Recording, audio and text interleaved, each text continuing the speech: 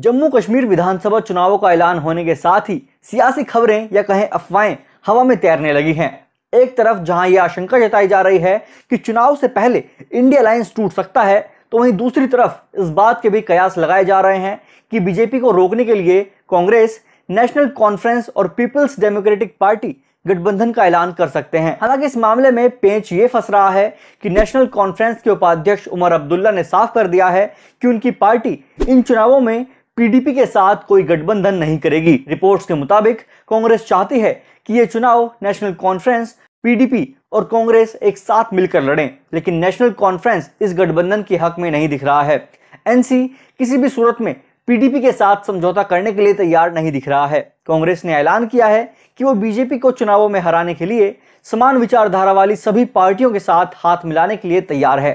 गठबंधन के इस विवाद को सुलझाने के लिए कांग्रेस अध्यक्ष मल्लिकार्जुन खड़गे और राहुल गांधी बुधवार से 2 दिन के जम्मू कश्मीर दौरे पर पहुंच रहे हैं। खबर है कि राहुल गांधी फारूक अब्दुल्ला और महबूबा मुफ्ती से सीट शेयर करने पर एक अहम बैठक कर सकते हैं। जम्मू और श्रीनगर की अपनी यात्रा के दौरान राहुल गांधी सीट बंटवारे के फॉर्मूले सहित गठबंधन के तौर तरीकों को अंतिम रूप देने के लिए नेशनल कॉन्फ्रेंस नेतृत्व के साथ चर्चा करेंगे। अंदरूनी सूत्रों के मुताबिक जबकि चुनाव पूर्व गठबंधन लगभग तय हो चुका है, राहुल गांधी का लक्ष्य एनसी और पीडीपी के बीच लंबे समय से चली आ रही दरार को दूर करना है, जो ऐतिहासिक रूप से कट्टर प्रतिद्वंदी रहे हैं।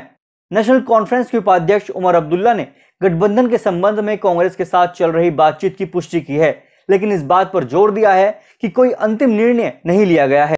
उमर ने पीडीपी के साथ किसी भी गठबंधन से इनकार किया। उमर अब्दुल्ला ने कहा, कांग्रेस हमें किसी और के साथ गठबंधन करने के लिए दबाव नहीं डाल सकती। अगर वे पीडीपी के साथ बातचीत करना चाहते हैं तो यह उनका मामला है।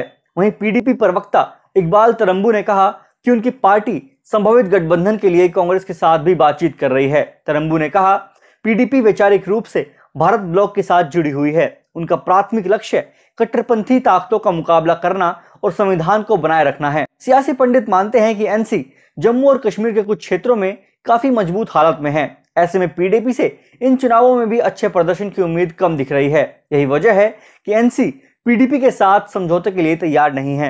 लोकसभा चुनावों में एनसी ने घाटी की 3 में से 2 सीटें हासिल की, जबकि पीडीपी एक भी सीट नहीं जीत पाई। कांग्रेस पार्टी के सूत्रों ने दावा किया है कि लोकसभा चुनावों में महबूबा मुफ्ती और उमर अब्दुल्ला की हार से साफ हो गया है कि दोनों पार्टियों का जनाधार कश्मीरी घाटी में सिमट गया है। सूत्रों के मुताबिक ऐसे में सभी की निगाहें राहुल गांधी पर हैं कि क्या वो अपने दौरे में इन प्रतिद्वंदी दलों के बीच की खाई को कम कर पाते हैं और चुनावों से पहले विपक्ष को एकजुट कर पाते हैं।